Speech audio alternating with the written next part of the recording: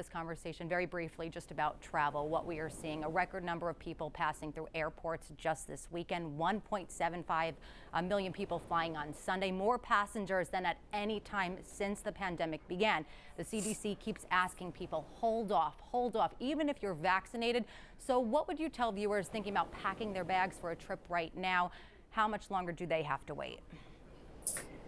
This is one of the reasons that some of us have pits in our stomach as we remember what happened about a year ago. And it was around spring break and the large gatherings that occurred that we saw a real spread of the virus around the country.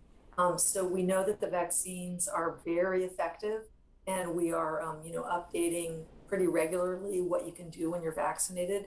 But we don't think this is a time for non-essential travel, and definitely not a time for large gatherings and crowds unmasked. Those photos that everybody's been seeing from spring break parties are just really scary. Young people feel like nothing's ever going to happen to them, but we've lost young people during this pandemic.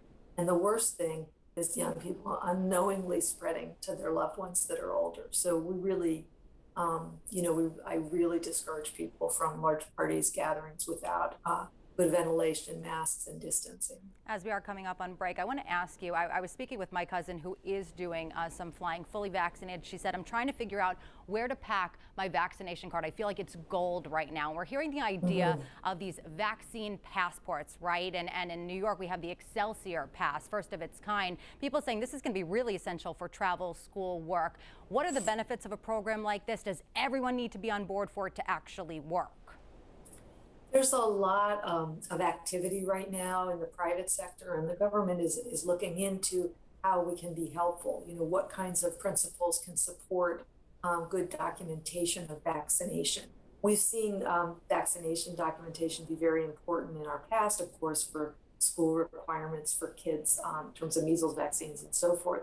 And I think this is an important area that will help people, whether it's for travel or for other settings.